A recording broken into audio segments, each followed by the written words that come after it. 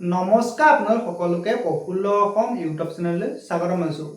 যদি আপোনালোক চেনেলটোলৈ প্ৰথমবাৰৰ বাবে আহিছে প্লিজ চেনেলটো ছাবস্ক্ৰাইব কৰি দিব, ভিডিঅ'টো এটা লাইক কৰি দিব আৰু যিসকল দাদা বাইদেউ ভাইটি ভণ্টি আৰু বন্ধু বান্ধৱীয়ে অসম আৰক্ষী ASI বাবে প্ৰিপেৰেশ্যন কৰি আছে তেওঁলোকলৈ ভিডিঅ'টো শ্বেয়াৰ কৰিব।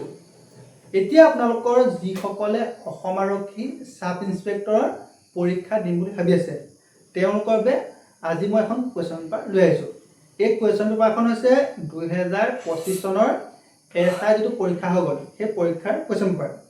এতিয়া আপোনালোকৰ অসম আৰক্ষীৰ যিটো UBSI চিলেকশ্যন প্ৰচেছটো আগৰ দৰে একেই আছে, কিন্তু এইবাৰ যিটো ABSI চিলেকশ্যন প্ৰচেছটো সলাই দিছে।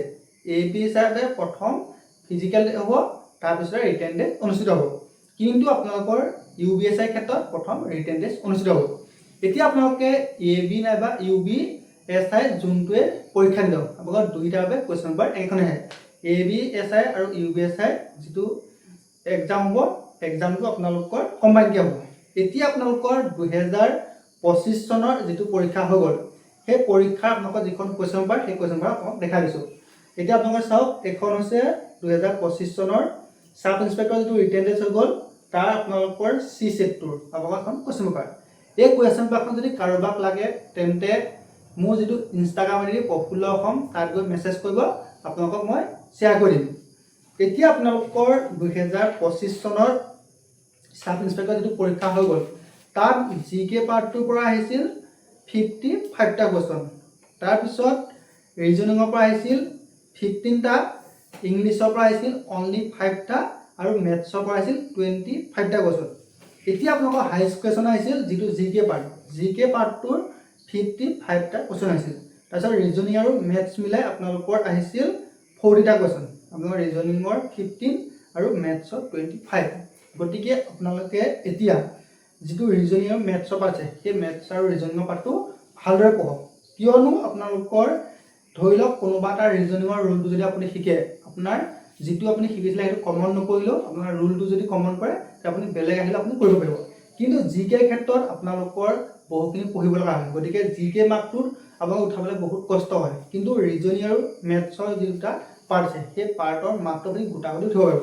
আপোনালোকৰ ৰিজনিঙৰ পৰা 15টা আৰু মেথছৰ পৰা 25টা কুৱেশ্যন আহিছে, গতিকে আপোনালোকে ভালদৰে যদি ৰিজনিং আৰু মেথছখিনি চাই যায় আপোনালোকে ধুনীয়া এটা মাৰ্ক স্ক'ৰ কৰিব পাৰিব। তাৰপিছত ইংলিছৰ পৰা অনলি 5 মাৰ্কৰ আহিছিলে। এতিয়া আপোনালোকৰ C চেটৰ যিখন কুৱেশ্যন পেপাৰ তাৰ আপোনালোকৰ প্ৰথম 5টা GK মই আপোনালোকক কৈ দিছোঁ, আপোনালোকৰ ইয়াৰ যদি এনচাৰকেইটা জানে তেনে কমেণ্ট বক্সত কমেণ্ট কৰিব। প্ৰথম প্ৰশ্ন আহিছিল গুৱাহাটীত অনুষ্ঠিত হোৱা 33তম ৰাষ্ট্ৰীয় খেল প্ৰতিযোগিতাৰ শুভাংকৰ আছিল অপশ্যন A তীখৰ, অপশ্যন B ৰংমন, অপশ্যন C আৰু অপশ্যন D বৰদৈচিলা। যদি আপোনালোকে এই এনচাৰটো জানে তেনে কমেণ্ট বক্সত কমেণ্ট কৰিব। 2 নম্বৰ কুৱেশ্যন সেইটো আহিছিল ৰেচম শিল্পত প্ৰাসংগিক গছ হৈছে সোণাৰু, মৰাপাট, মটৰ, নুনি। তাৰপিছত যদি 3 নম্বৰ কুৱেশ্যন সেইটো আহিছিল লাচিত দিৱস কেতিয়া পালন কৰা হয়, option A 24 November, option B 29 August, option C 2 December, option D 24 October.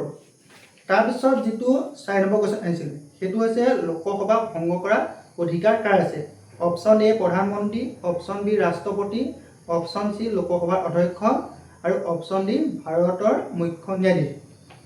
গতিকে আপোনালোকৰ যিটো কুৱেশ্যন পেটাৰ্ণ সেই কুৱেশ্যন পেটাৰ্ণ আপোনালোকে ইয়াত যদি ভালদৰে চাই তেনে বুজি পাব। আপোনালোকৰ যিখিনি আপোনালোকৰ GK পাৰ্টৰ পৰা কুৱেশ্যন আহিছিল আপোনালোকৰ ইণ্ডিয়া হওক বা আছাম GK আৰু ৱৰ্ল্ড GK আপোনালোকৰ কুৱেশ্যন আহিছে, গতিকে আপোনালোকে অকল আছাম GK বা ইণ্ডিয়াৰ যিখিনি আপোনালোকৰ আছে সেইখিনি পঢ়িলে নহ'ব, ৱৰ্ল্ড GK আপোনালোকৰ কেইটামান কুৱেশ্যন আহিছে।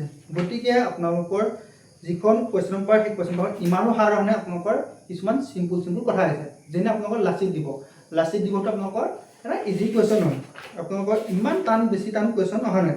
তাৰপিছত আপোনালোকৰ যিটো 100 নম্বৰ লাষ্ট যিটো কুৱেশ্যন সেইটো আহিছে শ্ৰীমন্ত শংকৰদেৱৰ মাতৃৰ নাম কি আছিল, এনেকুৱা ধৰণৰ কুৱেশ্যন আহে। তাৰপিছত এটা আহিছে কামাখ্যা মন্দিৰ কোনে পুনৰ্নিৰ্মাণ কৰিছিল। গতিকে আমাৰ ইমান হাৰ্ডো নাহে, গতিকে আপোনালোকৰ যিসকলে অসম আৰক্ষী সাব ইন্সপেক্টৰ এটা চাকৰি ল'ম বুলি ভাবি আছে তেওঁলোকে ভালদৰে পঢ়া শুনা কৰক, কিয়নো আপোনালোকৰ যিখন কুৱেশ্যন পেপাৰ সেই কুৱেশ্যন পেপাৰ অলপ ক্ৰিটিকেল হয় আৰু ইমান হাৰ্ড নিদিয়ে কিন্তু আপোনালোকৰ যিসমূহ কুৱেশ্যন থাকে সেই কুৱেশ্যনসমূহ অলপ ক্ৰিটিকেল হয় গতিকে আপোনালোকক আকৌ কৈছোঁ কাৰোবাক যদি কুৱেশ্যন পেপাৰখন লাগে তেন্তে মোৰ যিটো ইনষ্টাগ্ৰাম আইডি প্ৰফুল্ল অসম তাত গৈ পাৰ্চনেলি মেছেজ কৰিব আপোনালোকক মই শ্বেয়াৰ কৰি দিম ধন্যবাদ